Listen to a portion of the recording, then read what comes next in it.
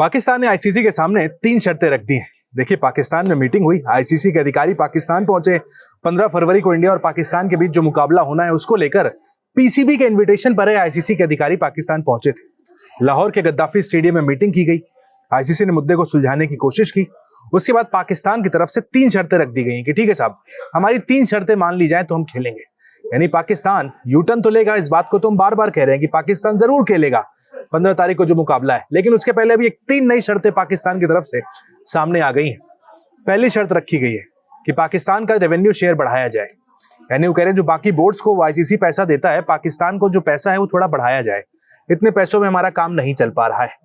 और दूसरी जो शर्त है वो तो माशाअल्लाह क्या बात है भाई, दूसरी शर्त उन्होंने रख दी है कि इंडिया और पाकिस्तान के बीच फिर से एक बार बायलैटरल सीरीज शुरू हो।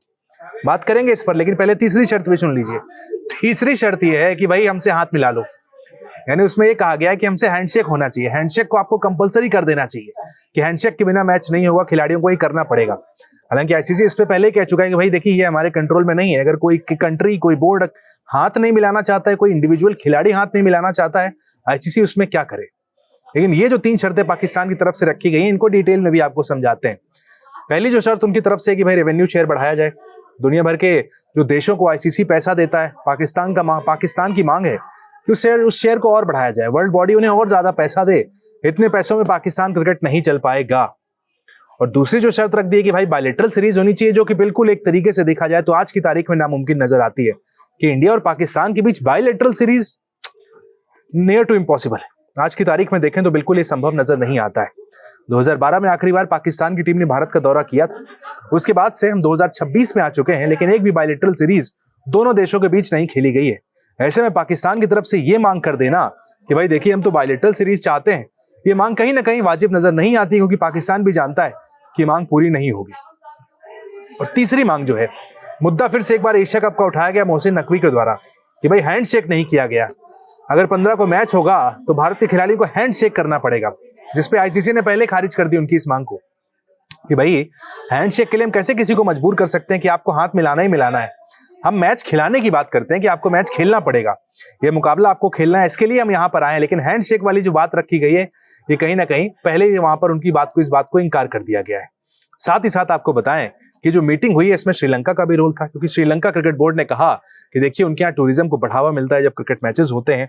इंडिया और पाकिस्तान के मैच से अच्छा खासा रेवेन्यू आना है, टिकट्स काफी सारे बिक चुके हैं, तो आपको हम ये रिक्वेस्ट करेंगे पाकिस्तान से कि मैच खेलना पड़ेगा। इसके बाद अब पाकिस्तान ने देखिए नर्म रुख दिखाया है। नर्म रुख दिखाया है, यूं कहें कि यूटर्न की प्लानिंग पहले से थी। हम बार बार स्पोर्ट्स नेक्स्ट पर इस बात को कह रहे थे कि पाकिस्तान पलटेगा, और अब देखिए अब तो मीटिंग भी शुरू हो गई है। आईसीसी की उस मीटिंग में बांग्लादेश क्रिकेट के भी अध्यक्ष शामिल थे। भाई बांग्लादेश तो बाहर हो गया ना, लेकिन फिर भी देखिए बांग्लादेश भी वहां पर शामिल थे।